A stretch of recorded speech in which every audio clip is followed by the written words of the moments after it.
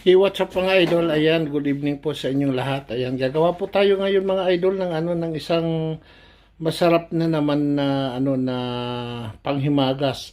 Yan po yung atsara mga idol. Ayan, gagawa tayo ng atsara mga idol. So yan po yung mga sangkap na gagamitin natin ngayon mga idol. Yan po yung yung sibuyas, bawang at saka yung ginadgad na papaya na mayroong carrots. Ayan. Magagamit rin po tayo mga idol ng asin, suka at saka paminta mga idol. So ayan mga idol, yan po yung natin, yung mga sangkap na gagamitin natin. Samahan niyo po ako kung paano ko gawin itong atsara. Let's go! So ayan mga idol, yung una natin gagawin sa paggawa ng ng atsara mga idol. Ito po, ayan po, nagpainit na tayo ng ng kasirola mga idol. So ngayon ang gagawin natin mga idol, ilalagay natin yung ating suka. Ayan. Alright, ayan. Papainitin lang natin ang suka mga idol. Ayan, buhos lang natin yung suka ng ganun. Okay. So ayan. So after natin na mga idol, hintayin lang natin yan na medyo kumulo siya mga idol. Ayan. Pag kumulo siya mga idol, so ngayon pa lang lalagyan na natin siya. Susunod natin yung asin mga idol. Ayan, para mayroong lasa yung ating suka. Ayan, para tayong gumagawa ng pinakurat. Ayan, so ayan mga idol, lagyan na natin ng asin. So ngayon maglalagay rin ako ng paminta mga idol, pamintang durog. Ayan, mamaya pag nalalagyan ko yan ng pamintang buo.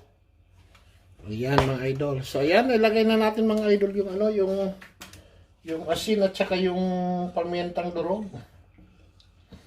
Mikos-mikos lang natin mga idol. Ayan, mikos-mikos natin. Tayin muna natin na medyo kumulo siya ng konti.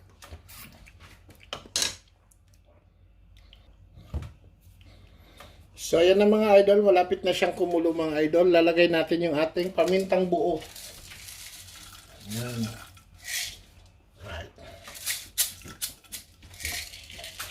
So yan lang po paggawa ng ating atsara. So ayan mga idol, medyo kumukulo na yung ating yung ating suka na pinakuluan. Ngayon mga idol, maglalagay tayo ng asukal. Ayan. 3 tablespoon ng asukal. Nalagay natin. Ayan. Brown sugar po ang aking ginamit mga idol. So ayan, mikos-mikos natin mga idol.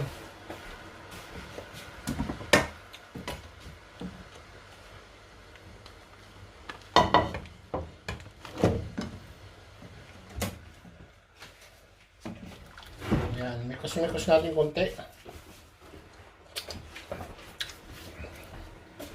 Ayan, sakto lang yung yung kanyang tamis at saka yung asin niya. So ayan mga idol, after natin na antay lang natin na kumulo na. Ayan, kumukulo na siya mga idol. Hindi natin siya dapat pakuluin mga idol kasi mawawala yung ng asim. So ayan, ang gagawin natin mga idol ngayon, ready na siya mga idol, ihahalo na natin siya ngayon doon sa ating atsara. So mga idol, samahan niyo ako. So ayan mga idol, ito na yung ating atsara. Ito po yung ginadgad na na ampalaya at saka carrots. So ngayon mga idol, ihahalo na natin ngayon yung ating garlic at saka tinadtad natin ng pino yung garlic at saka yung sibuyas natin. Ayan, ihahalo lang natin dyan lahat mga idol. Ayan.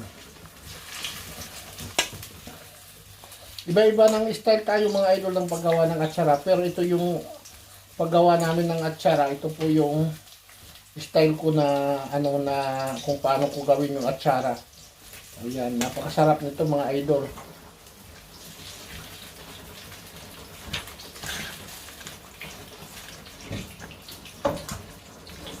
Ayan. Tapos mga idol, after natin dito na ihalo to, after natin na imikos-mikos, ayan, spread lang natin to para ma-spread yung sibuyas.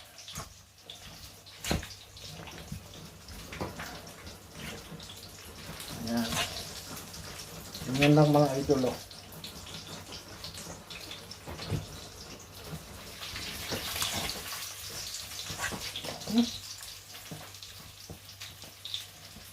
Lampas na.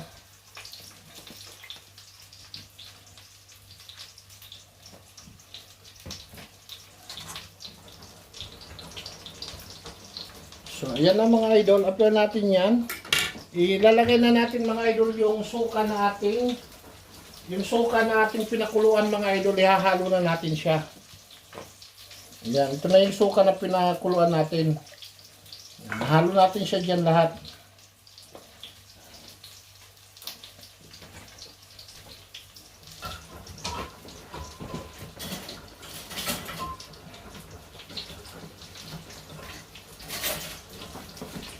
Ayan. Tapos mga idol, ihahalo lang natin siya ganyan hanggang ma-spread natin yung yung suka lahat doon sa ampalaya ng ating ginadgad. Ayan.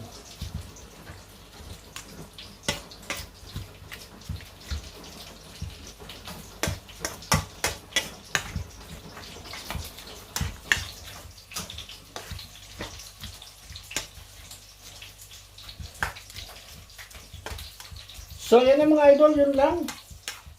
Tapos na yung ating paggawa ng ating atsara. Ayan, thank you for watching mga idol. Please comment kung nagustuhan nyo yung aking paggawa ng atsara. Salamat sa panunod mga idol. Thank you, bye-bye. See you next vlog again.